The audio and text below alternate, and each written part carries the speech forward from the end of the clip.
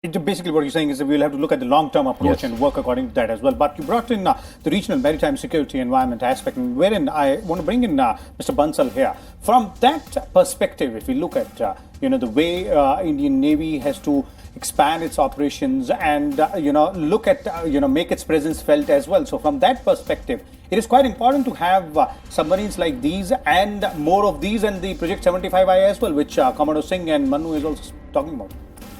See, there is no doubt that India needs more submarines, but let me clarify. Submarine is a sea denial weapon. It's actually a weapon of the weaker. But every country needs it because in tropical waters like us, a submarine is virtually undetectable. I don't think so. Any country in the world can say with certainty that I will detect a submarine in these waters.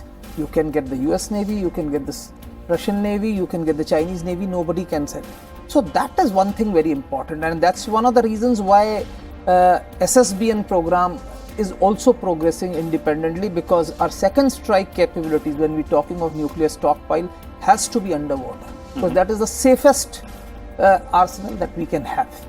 Having said that, Indian Navy aims to dominate Indian Ocean, and I think for sea control you do need surface ships, and I think that's why when we had a little bit of a crunch of funds, the focus in last 20 odd years has shifted towards surface ships rather than towards submarines. But it has created an imbalance, and I think that is what we need to do.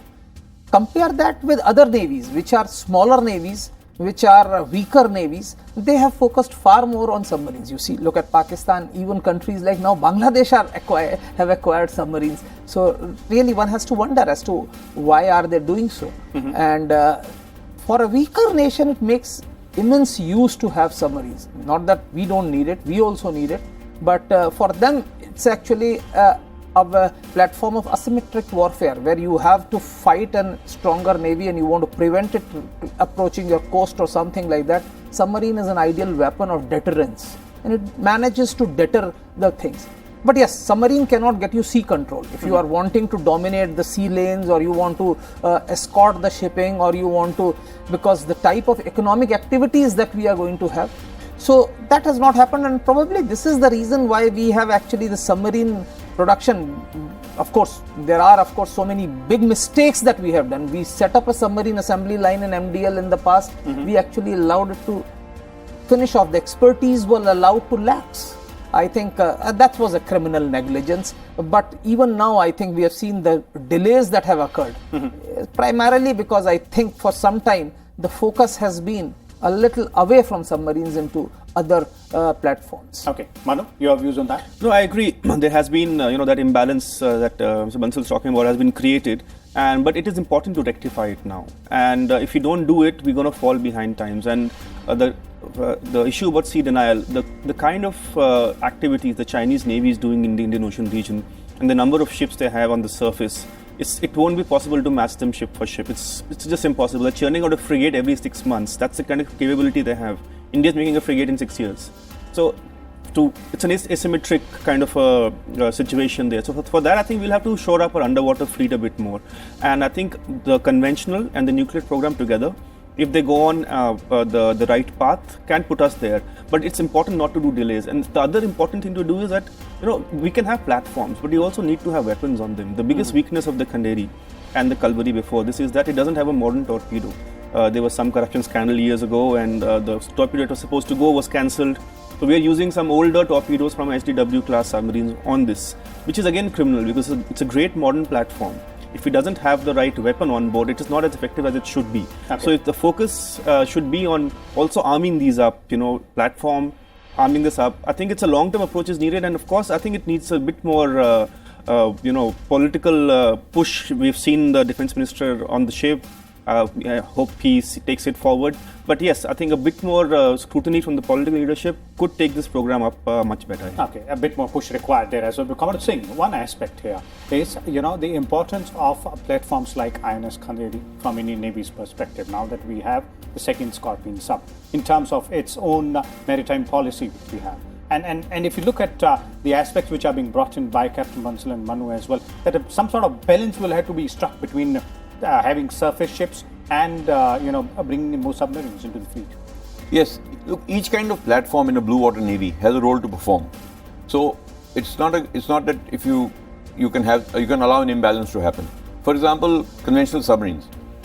India still is going to, when it actually goes into battle, is going to fight a conventional sort of limited battle space, maritime battle space war, where it is the conventional submarine that's really going to be the asset to have, and not an SSBN or perhaps even an SSN. The Indian Ocean is a unique ocean. It is bound by 5 choke points.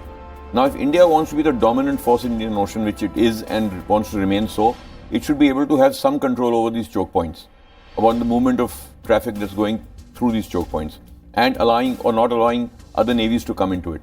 Now, the submarine becomes a conventional submarine becomes a very effective platform. The Iranians have, just because they have those 2 kilo class and a few midgets, they are able to threaten the US with closure of Straits of Hormuz. So that's the sort of element in a choke point area where a submarine deployment can help. So India has, besides this SSN program, which has a larger operational element, or the SSBN program, which is primarily strategic, I think the SSK program, the conventional submarine program, is extremely important for the Navy to get its offensive, cutting-edge capability. And I think this is something we cannot neglect at the cost of other platforms. Yes, there has been a delay, but there is an opportunity now to rectify that. And I hope the right decisions are taken by the right people. And I think the most important thing, and this is something that I've been emphasizing time and again, the ownership of this program should lie with the Navy and not with somebody who doesn't understand submarines. Unfortunately, what happens in our sort of procurement procedure, the user seems to be the last priority. There are a lot of other factors which seem to be coming into play, the strategic partnership model, the indigenization element. Yes, these are important, but not at the cost of combat capability. And the end user has to be an important part out there. That's quite an important, significant point, Mr. Bansal, and I'm sure you would want to speak on that as well. But in addition to that, if you look at how things move from here onwards, keeping all these elements in mind, and specifically looking at the SSK program. See, as Commodore Singh said, the end user is the most important one, because they are the ones who are going to use this platform. They are the ones who are going to go in these platforms to war. Their lives depend on it. Their success depends on it. So they are, of course, the most important. But of course, there are various issues. When we talk of DRDO and defense services, there is, of course, a perpetual problem where DRDO does not deliver on time and defense services keep revising their staff qualitative requirements. So you can't have this tail chase which goes on and on. Indigenization is essential. Once we promote indigenization, then of course you can push. Now with private industry coming into the defense field, an indigenized platform, once it's given to the corporate world, probably can modernize faster and stabilize. So I think in the long term this process is effective. But what is required is actually a political oversight of these projects.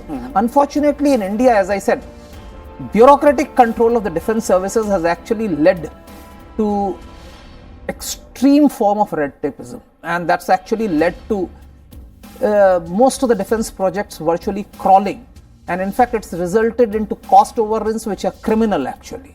And I think a time has come when the political leadership must take an active supervision over various projects that are coming up. And as far as conventional submarines are concerned, they are important, and there is no doubt that they are quieter. Very often, whatever I know is that they are far more quieter than the nuclear submarines. So positioning them in choke points, etc., is essential.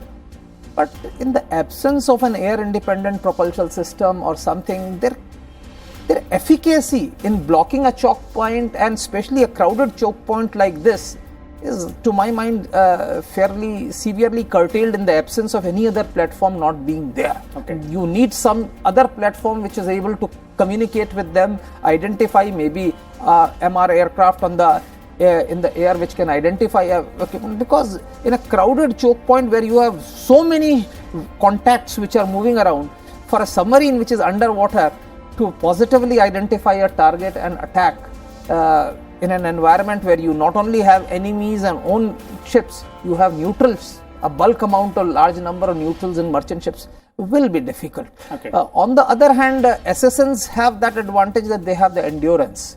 So since they have the endurance, they could probably remain there for a longer period. And as of now, to my mind, choking does not really require a submarine per se, because what you are trying to choke is the merchant traffic, and for that I think a presence of a surface ship which is actually seen may be more effective. Okay. But having said that, submarines are required. As Manu said, the Chinese Navy will start coming in a big way, though I have my doubts whether in the immediate future Chinese Navy will be in a position to position those sort of surface ships in Indian Ocean. But yes, they are going to grow. In 70s and 80s, we used to fear a bigger navy. So that is the time when we focused on submarines more, because that time we were trying to deny sea to certain bigger navy which had plans against our nuclear programs and things like that. So in those days, we were focusing more on submarines. We did not focus, and now again we are trying to build it up, and that's what is required. And when we build up, we'll require all three types of submarines: conventional submarines, SSN, SSBNs, all will be required. Okay, so there it is, another aspect of looking at this entire issue also. Manu, looking at how things might move, specifically for the SSK program and the way, the kind of balance which both Commander Singh and Captain Bansal is pointing out in terms of, striking that balance between the surface ships and having submarines as well. I have to compliment the Navy on one thing. They are the only force amongst the three ones that we have which have actually paid heed to indigenization. And this submarine, no matter it's delayed, it's cost overrun, it's a huge achievement to having built a submarine in India. I think that is the way of the future, that the plan for the future SSKs that the Navy has in place, that is to manufacture 6 more here, maybe at MDL, maybe at some other yard. I think that's the perfect way of going ahead, because that will also give you technology which can make you more independent in the future. To strike that balance requires you to have the knowledge and the technical expertise to build as many as you want whenever you want. I think that's the most important factor of this Khanderi class being manufactured in India. The technology it's bringing in. MDL is now a yard which has a huge trained manpower. It's expertise which should not be lost like it happened in the 80s when we abandoned the program midway. I just hope that the Navy takes this forward and doesn't lose much time and expertise, because if these guys have their jobs for 5 years, then you will lose them to other sectors. So I think the future is a faster execution of the next program, using this manpower expertise to the next level, and striking a balance. Perhaps in at least 10 years it will take, still a decade, but we are getting there hopefully. Okay, Commander Singh, final words from you before we close this. Well, Khanderi is a great asset, a great addition to the Navy's submarine arm, but it's clearly not enough. A lot more needs to be done, and needs to be done fast. That's how I would look at the development in the future. Okay, so there